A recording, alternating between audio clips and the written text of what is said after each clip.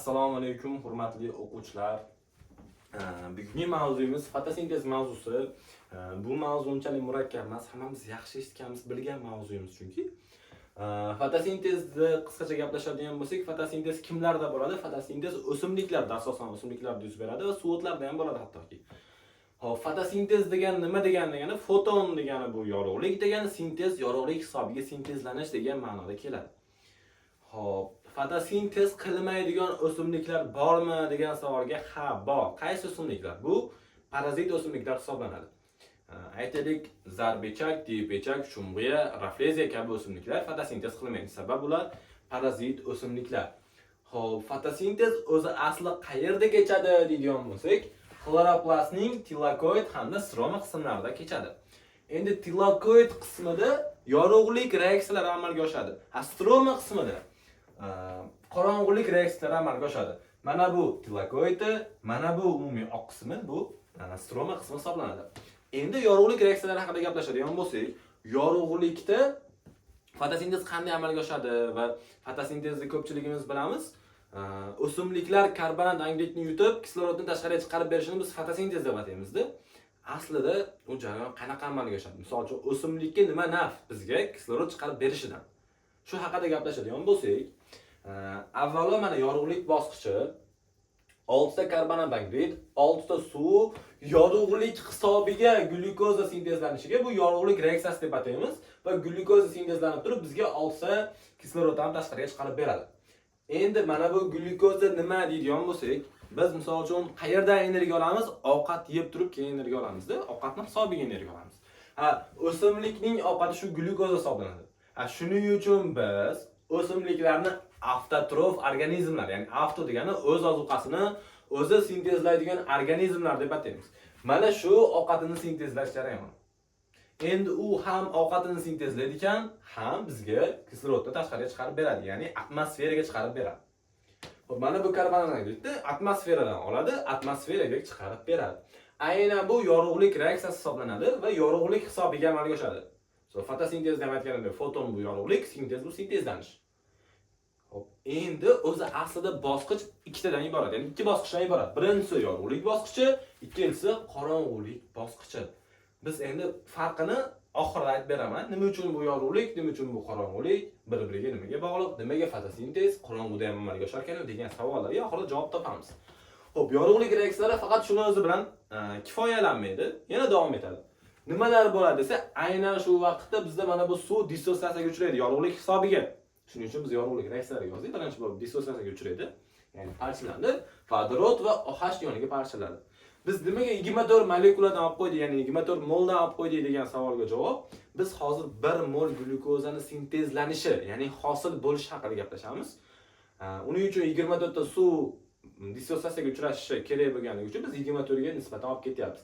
Bu yerda yozilgan barcha reaksiyalarning nisbati 1 mol glyukozaga nisbatan olingan. Hop, 24 ta vodorod va 24 ta OH ionini hosil qildimi? Demak, vodorod ioni taqdiri haqida gaplashishimiz kerak biz.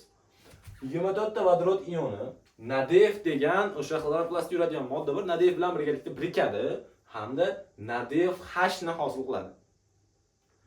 Mana bu NADEF o'ziga mana bu vodorodni biriktirib olyapti va NADEF-H ni hosil qilyapti. Endi 24 ta shu 24 ta kerak va 24 ta NADEF-H hosil bo'ladi. Nisbat o'sha 1 ga 1 nisbatga ketyapti bu ham. Mana bu nisbati ham 1 ga 1 nisbatga ketyapti. Endi biz yaxshiroq tushunishimiz kerak bo'lgan narsa bu mana bu bosqich. Ya'ni 3-bosqich. Bunda 24 ta OH bor edi. Bu tomonga to'g'rilaman ekan. 24 ta OH bor edi. 24 ta OH dan endi OHlar o'zaro birlashib turib 12 ta suv va 6 ta kislorodni hosil qiladi. Qanday amalga oshadi? Shuni tushunib olishinglar uchun men mana bu qismni pastga alohida yozganman uni. Bizda mana 4 ta OH ioni bor. OH ionida mana bunday vodorod va bunday OH o'zaro birlashib turib bitta suvni hosil qiladi va mana bu qolib ketgan kislorod atomini o'zi qoladi. Mana. Bunda ham xuddi shunaqa bo'lib birlashadi-da. Bunda ham bitta suv va bitta kislorod atomi. Unutib bera, molekula emas bu. Kislorod atomi 1 mol deya olmaymiz. Chunki atom doim kislorod ikkisi bilan yoziladi, gaz modda bo'lganligi uchun. Xo'p, endi 4 ta OH dan bizda mana bu nisbat kelib chiqadi. 4 ta OH dan 2 ta suv 1 mol, ya'ni 1 molekula kislorod ajralib chiqyapti. Ya'ni bundan bitta atom jami mana ikkita atom bo'lib 1 mol kislorod kelib chiqyapti. Endi to'rtinchisi, ya'ni birinchi bosqichning to'rtinchisi.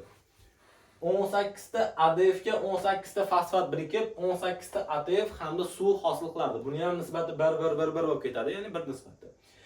ADF haqida gaplashgan edik. ADF degani adenozin difosfat, ya'ni buni adenin asosi, riboza hamda ikkita fosfatdan tashkil topgan bo'lsa, bu ADF hisoblanadi va unga bitta fosfat qo'shadigan bo'lsak, undan adenozin trifosfat, ya'ni 3 ta fosfat degan ma'noda ATF hosil bo'ladi va shu jarayonda birga bir bo'lib turib suv hosil bo'ladi.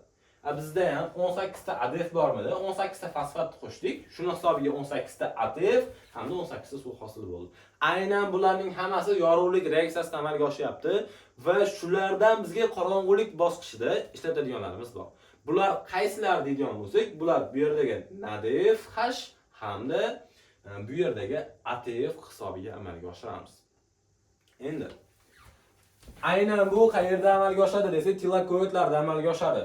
Xo'p, sizlar bilan qorong'ulik reaksiyalariga o'tadigan bo'lsak, qorong'ulik reaksiyalari stromada amalga oshadi.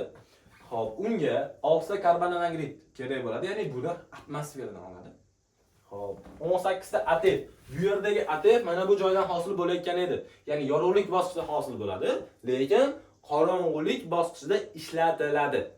Xo'p, 18 ta ATF mana bu NADF hasham yorug'lik bosqichi hisobiga amalga oshatiladi. Ya'ni bu yerdan hosil bo'ladi. Shunda bizda mana bu NADF hash ketdi. Xo'p, glyukoza 1 mol hosil bo'lyapti shulardan. 6 ta suv, 18 ta ADF, 18 ta fosfat hamda 24 ta NADF hosil bo'lyapti. Aynan mana bu tomondagi reaksiyamizning teskarisi ketyapti. Ya'ni ADF ga fosfat qo'shib turib 18 ta ATF bilan 18 ta suv hosil qildik. Endi bu yerda teskarisi ketyapti. 18 ta ATF parchalab 18 ta ADF bilan 18 ta fosfatni hosil qilyapmiz. Xo'p. Bizda mana bu yerda 24 ta suv ketgan edi. Shundan 18 tasi mana bu uchun ishlatilib ketgandan keyin bizda mana 6 ta suv ortiqcha bo'lib chiqib ketyapti. Sumligimizdan. Mana bu 24 ta NADF hasham mana bu teskarisiga ketyapti. Ya'ni 24 ta NADF hamda 24 ta vodorod hisobiga.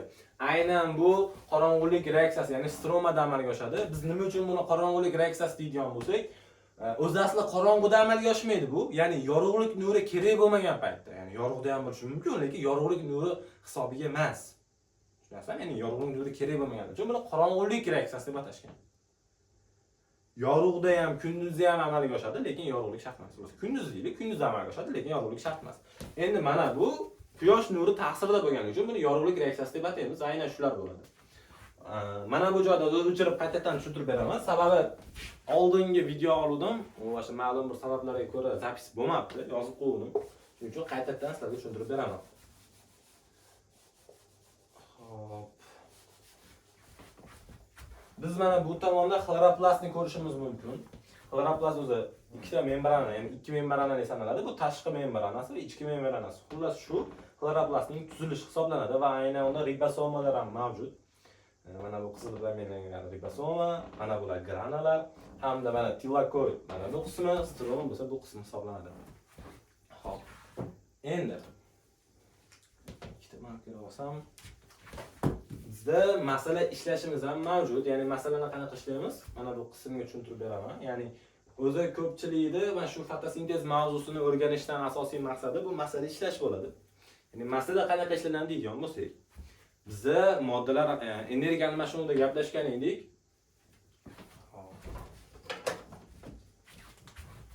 Sitoplazma bosqichi bo'lardi. Tayyorgarlik ham bor. Xo'p, sitoplazma, mitoxondriya bosqichlari bo'lardi. Va aynan o'simlikda xloroplast ham bor. Xloroplast o'sha glyukoza sintezlanadi, lekin shuni ham bog'lab berishadi. Xo'p, tayyorgarlik bosqichi unchalik shart emas. Kelinglar shu tayyorgarlik bosqichidan biz glyukoza hosil bo'lgan deb olaylik. Aytaylik 1 mol glyukoza. 1 mol glyukoza to'liq parchalanishi haqida gaplashamiz. 1 mol glyukoza to'liq parchalansa bu yerda 2 ta ATF hosil bo'ladi. Xo'p, mitoxondriyada endi 36 ta bo'ladi. Endi xloroplastchi. Xloroplastda mana bu mitoxondriyaga nisbatan 30 barobar ko'p. Ya'ni 36 ko'paytirilgan 30. Qancha desa 1080 ta bo'ladi. Ya'ni doim 30 barobar ko'p. Aytaylik, mana bu 72 ta bo'ladigan bo'lsa, 2160 ta bo'ladi. Xloroplastda. Hop, 108 ta bo'ladigan bo'lsa, ular 3 molga nisbatan bo'ladigan bo'lsa, 3240 ta bo'ladi. Ular nechta bo'lsa ham 30 barobar ko'p. Agar mitoxondrada bitta ATF bo'ladigan bo'lsa, xloroplastda 30 ta bo'ladi. 2 ta bo'lsa 60 ta bo'ladi. Ular doim 30 barobar ko'p olishimiz kerak. Ya'ni u mana bu joyda hosil bo'layotgan ATF. Misol uchun mitoxondriyada 36 ta ADF ga 36 ta fosfat qo'shilish natijasida 36 ta ATF hosil bo'lsa, aynan o'sha paytda mana bu joyda 1080 taga nisbatan ketayotgan bo'ladi. Ya'ni bu yerda 1080 ta ADF ga 1080 ta fosfat qo'shilib, 1080 ta ATF va 1080 ta suv hosil bo'ladi. Bilib olaylik, doim 30 barobar ko'p. Endi ko'pchilik chalg'ishi mumkin. Agar bizda 2 mol glyukoza parchalanib, ularning yarmi to'liq, ya'ni 1 mol to'liq, 1 mol chala parchalangan bo'lsa, sitoplazmada 4 ta ATF hosil bo'ladimi? Mitoxondriyada o'zgarmaydi, chunki 1 mol to'liq u. Ya'ni mitoxondriyaga 1 mol o'tgan. Energiya almashinuvi yaxshi bilmaydiganlar diqqatiga profilimga o'tsanglar, o'sha energiya almashinuvidan mavzu berganman, unga batafsil tushuntirilgan. Xo'p, mitoxondriyada baribir 36 ta bo'ladimi? Demak, xloroplastda ham o'zgarmaydi. Shuni yaxshilab tushunib olinglar. Endi bizda mana savol berib qolishi mumkin. Xloroplastda 1080 ta ATF bo'lsa, undan qancha glyukoza sintezlanadi? Qanday olamiz deydigan bo'lsak, mana bu past qismiga yozyapman tomonga. 1 mol, mana bu 1 mol glyukozani sintezlashimiz uchun qancha ATF ketyapti? Mana 18 ta ATF ketyaptimi? Demak yozamiz. 1 mol glyukoza uchun 18 ta ATF ketsa, bizda qancha ATF bor? 1080 tami ATF ning tagiga tushadi bu ham. 1080 tasi uchun x qilamiz. 1080 ni 1 ga ko'paytirib 18 ga bo'lsak, javob kelib chiqadi. Endi karbonat angidridga nisbatan berib qo'yganmiz, mana buni 6 qilib qo'yamiz. Chunki 6 ta ketyapti. Xo'p, NADF H ga nisbatan beradigan bo'lsa 24 ta qilib qo'yamiz. 24. Menimcha mavzuga tushundinglar. Unaqa murakkab mavzu emas. Sizlar bilishinglar kerak bo'lgan mana bu reaksiyalar. Hamda mana bu reaksiyani, ya'ni qorong'ulik reaksiyasini yaxshilab tushunib olsanglar, chunki ko'proq savol keladi.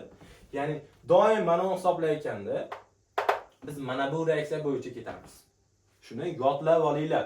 Mana bu reaksiyani ham, mana bu joyda hosil bo'ladigan reaksiyani ham. Aynan bu birinchi bosqich, bu ikkinchi bosqich.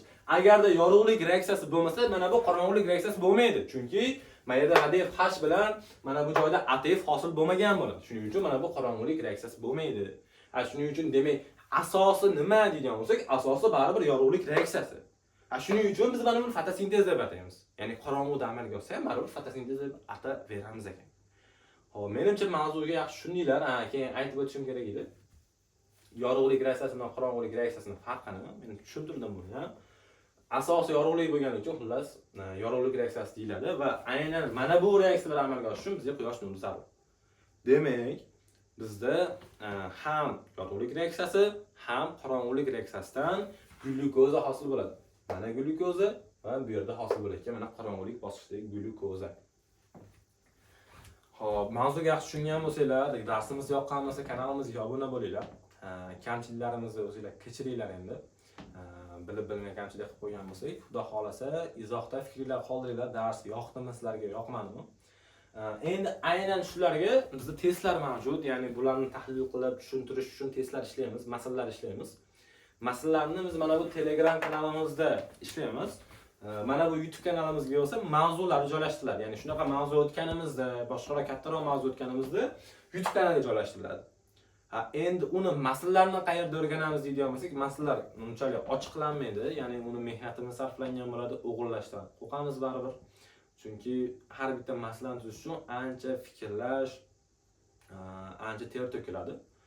Shuning uchun uni Telegramda yopiq kanalimizda olib boramiz. Uning uchun avvalo shu kanalga obuna bo'lsanglar, xudo xolasa shu kanalda ham onlayn tarzda masalalarni berib, kanalda tahlil qilib boriladi. Hammaga rahmat, sizlar bilan ko'rishguncha xayr.